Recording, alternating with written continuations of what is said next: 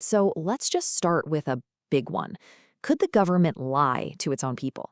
And I don't mean like a little white lie. I'm talking about a massive, history-altering kind of deception. It's a pretty jarring question, right? But what if I told you that according to the government's own declassified documents, the answer is a big, fat yes? We're going to walk through 4 cases that for years sounded like just wild conspiracy theories until they were proven to be 100% fact, all because the files are now open for all of us to see. So yeah, welcome. Today we're cracking open the vault on Declassified, when conspiracy becomes fact. All right, here's what's on the docket. First up, we've got the chilling decision to recruit the enemy. That's Operation Paperclip. Then a nuclear own goal with Operation Merlin. After that, we'll dive into the news you literally couldn't trust with Operation Mockingbird. And we'll finish with a truly wild plan for a war by deception called Operation Northwoods. And all of that leads to the big question, what else is still hidden out there? Okay, let's get into it. Case file number 1, Operation Paperclip. This one is all about winning, no matter the cost, even if that cost means hiring the very people you were just fighting. So what exactly was it? Picture this. It's July 1945. The war in Europe just ended like 2 months ago, and the US kicks off this super secret program. The goal? It was pretty simple, really. Find all of Nazi Germany's best scientists, grab their research, and use all that brain power to get a jump on the next big rival, the Soviet Union. And look, we're not just talking about a couple of guys here. We're talking about more than 1,600 Nazi scientists, plus their families. They were all brought over to the States, woven right into the American scientific community. They got new jobs, new lives, a totally fresh start. And this is where it gets absolutely wild. Just look at the contrast. On one side, you have what they did during the war. On the other, who they became in America. Let's take Werner von Braun, an SS officer. His rocket program ran on brutal slave labor. In the US, he becomes a director at NASA, one of the main guys behind the Apollo missions. Or how about Hubertus Strugenhold? He was involved in these horrific human experiments at Dachau. Then he comes to America and designs life-saving equipment for NASA astronauts. I mean, it is just mind-boggling. And here's the kicker. The American public had absolutely no clue. The government went out of its way to give these guys a total rebrand, scrubbing their files, hiding their war crimes. They were painted as these heroes of science, all because winning the space race and the Cold War was what mattered most. Okay, so we just saw a morally sketchy operation that, well, actually worked. Now let's pivot to one that was, let's just say, a spectacular failure.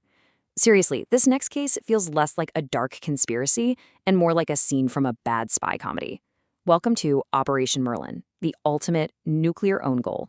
So the plan, cooked up by the CIA back in the late 90s, seemed pretty clever, at least on paper. Step 1, you create some flawed blueprints for a nuclear device, with some really critical built-in mistakes. Step 2, you hand these bogus plans to a Russian nuclear scientist who's defected. Step 3, he sells the plans to Iran. And step 4, you just kick back and watch Iran's nuclear program go down in flames because of the bad info. Sounds simple enough, right? Well, wrong. There was one teensy-weensy problem. You see, in that whole covert world of need to know, the CIA decided their own guy, the Russian scientist, didn't actually need to know the plans were fake. So the guy handing over the blueprints had no idea they were a setup. And this is where the whole thing just goes off the rails. The scientist, he's a professional, right? So he looks over the blueprints before he hands them off. And he sees some mistakes. So, thinking he's being helpful, he fixes the flaws. Then he walks right in and hands a set of perfectly working nuclear blueprints to the Iranian government. So yeah, he may have actually helped the very program the CIA was trying to stop. A complete, total, epic backfire. Okay, so far we've had the government recruiting its enemies and completely botching an espionage mission. But what happens when that kind of deception gets turned inward? Our third case file is all about that. An operation aimed not at some foreign country, but right at the American people. This is Operation Mockingbird, and it's about the news you can't trust. All right, so from the 50s all the way into the 70s, right in the thick of the Cold War, the CIA was running this secret program. And what was the point? to control public opinion. They wanted to plant anti-communist stories, push pro-American narratives. Basically, they wanted to make sure everyone was on the same page by making the government's opinion look like everyone's opinion. And when I say they were trying to control the narrative, I mean they went all in. The CIA had hundreds of journalists, editors, you name it, secretly on the payroll. We're talking major newspapers, TV news, popular magazines, even movie studios. These people would feed intel back to the CIA, and at the same time, they'd push out stories written by the CIA, passing them off as real news. You can think of it as the country's first big fake news factory. Seriously. It means that for decades, there was a very real possibility that the news you were reading in the paper or watching on TV was actually a CIA production. And all this propaganda, it just poured gasoline on the fire of things like the Red Scare. The whole scheme didn't come to light until 1975. That's when a Senate investigation called the Church Committee blew the lid off this and a bunch of other really shocking abuses of power. And it all happened at a time when people were already starting to lose trust in the government.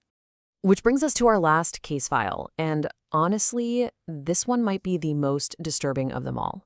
If you thought the other ones were shocking, you might want to brace yourself. This is Operation Northwoods, a war by deception. Let's set the scene. It's 1962.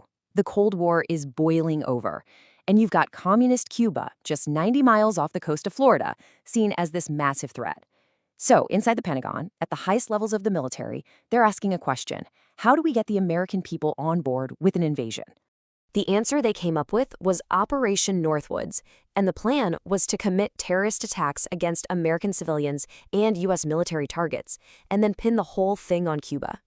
I'm not making this up, this is straight from the declassified documents. They proposed staging attacks on refugees in Miami, blowing up a U.S. ship, planting bombs in U.S. cities, and even holding fake funerals for the victims just to whip up public anger. But it gets worse. This quote, and this is word for word from the official document, is just chilling. The plan laid out how to fake the downing of a civilian airliner. They would swap a real plane full of passengers. They even suggested using college students on vacation with a replica drone. The real students would be flown somewhere safe in secret while the drone was blown up over Cuba, sending out a fake distress call saying it was under attack by Cuban jets. I mean, just let that sink in for a second. This wasn't some crazy idea from a lone wolf. This plan was unanimously approved by the Joint Chiefs of Staff. We're talking the highest-ranking military officers in the entire country. It was presented to the Secretary of Defense, but thankfully the Kennedy administration rejected it, and the whole terrifying idea was put away for good. So let's recap. We've got recruiting war criminals, botching nuclear spy games, manipulating the entire media landscape, and even planning terrorist attacks on its own citizens. These declassified files, they paint a pretty shocking picture of how far a government might be willing to go, all in the name of national security. And that really just leaves us with one big unavoidable question, doesn't it? If these are the secrets that managed to get out, the ones we actually know about because they were declassified, it just makes you wonder, what's still locked away in the vault?